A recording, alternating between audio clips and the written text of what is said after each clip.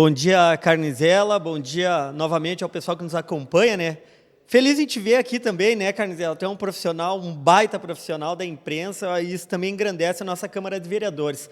Sim, volto muito feliz, temos muito trabalho pela frente, é um período que estamos entrando num período pré-eleitoral, né? Então a gente tem que ter também bastante cuidado nas colocações, nas falas, mas voltei hoje, minha volta, ela foi específica no sentido de agradecer o prefeito Adiló, pela confiança. O Adiló que hoje está em Brasília, né, buscando o recurso, tentando ver a viabilidade, o que falta, a questão do aeroporto e outras demandas aqui para a nossa cidade. Mas, em si, eu quis mencionar a questão habitacional do município e da questão do automobilismo, que são duas bandeiras minhas, que eu trabalho muito, e que essa minha passada pelo Executivo, eu consegui trabalhar muito em cima. Na habitação, lançamos o Habita Caxias, né, em torno de 1.000 famílias contempladas, com o programa do governo do Estado, A Casa é Sua, 227 unidades, o programa Minha Casa Minha Vida do governo federal, 440, os terrenos urbanizados, 140 lotes para 280 famílias e 200 kit casa. Então,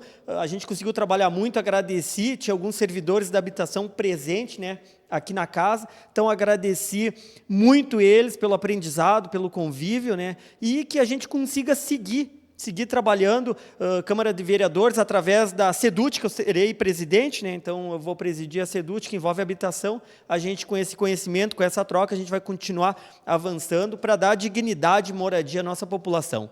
E a questão automotiva, Carnizela, essa com mais empolgação ainda, porque é uma demanda muito antiga, a gente conseguiu, através do governo Adiló, colocar isso em prática, já fizemos algumas edições, então, de arrancadão e alguns esportes nesse sentido, e através dessa casa aqui, quando eu estava lá na Executiva, a gente conseguiu, então, tocar em frente o projeto do Parque Rural e do Automotivo, que será um avanço para a nossa cidade. Vereador, obrigado pela participação, um bom retorno aqui à Casa Legislativa. Obrigado, Carnizela, vamos junto e bom dia a todos. Vereador,